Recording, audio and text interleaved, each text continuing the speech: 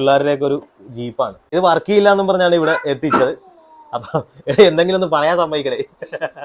ഇപ്പൊ ചെറിയ ചെറിയ കംപ്ലൈന്റുകളൊക്കെയാണ് ഇതിനൊക്കെ വന്നത്. അപ്പൊ എന്താണെന്ന് നോക്കുന്ന അയച്ചു നോക്കി ഇത് റെഡിയാക്കി പറ്റുമെങ്കിൽ ഒന്ന് ഓടിച്ചു നോക്കിയത്. 7000 രൂപയ്ക്ക് എന്തോ ഓൺലൈനിൽ വാങ്ങിയ വണ്ടിയാണ്. ഇത് എന്നെ സർവീസ് ചെയ്യിക്കുമെന്ന് എനിക്ക് തോന്നണില്ല. എന്റെ സീറ്റിന്റെ അടിയിലാണ് കേട്ടോ ബാറ്ററി ഇരിക്കുന്നത്. 2 6 വോൾട്ടിന്റെ ബാറ്ററി സീരിയൽ ചെയ്ത് കൊടുത്ത് 12 വോൾട്ട് ആക്കിയിരിക്കുകയാണ്. നമ്മൾ മീറ്റർ ചെക്ക് ചെയ്തപ്പോൾ ബാറ്ററിക്ക് വേറെ പ്രശ്നങ്ങളൊന്നുമില്ല. പക്ഷെ ഇതിന്റെ കൺട്രോൾ യൂണിറ്റ് ആണിത്. കൺട്രോൾ യൂണിറ്റും ചെക്ക് ചെയ്തിട്ട് വലിയ പ്രശ്നങ്ങളൊന്നും കാണിച്ചില്ല. നമ്മൾ ചെക്ക് ചെയ്ത് ഞാൻ ടേപ്പ് ഇട്ട് വെച്ചിരിക്കണുണ്ടോ. കൊച്ചെറുക്കാനുള്ളതുകൊണ്ട് എനിക്കത് മൊത്തമായിട്ട് വീഡിയോ എടുക്കാൻ പറ്റില്ല.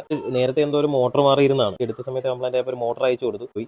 അപ്പോൾ ചെറിയ രീതിയിലൊന്ന് ഷോർട്ടായി കിടക്കുകയായിരുന്നു. അപ്പോൾ ഭാഗ്യത്തിന് കൺട്രോൾ പോയില്ല. നമ്മളത് റീസെറ്റ് ചെയ്തിട്ടുണ്ട്.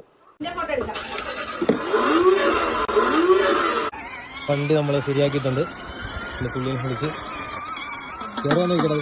അപ്പോൾ ഇതുപോലത്തെ കാറുകൾക്കൊന്നും അധികം കംപ്ലൈന്റുകളൊന്നും വരാറില്ല. ഇതുപോലുള്ള ക്വാളിറ്റി കുറഞ്ഞ വയറിംഗ് ഒക്കെയാണ് ഇതിനകത്തുള്ളത്. ആ വയറ് പോകുന്നത് ബാറ്ററി പോകുന്നതൊക്കെയാണ് മെയിനായിട്ടുള്ള കംപ്ലൈന്റ്.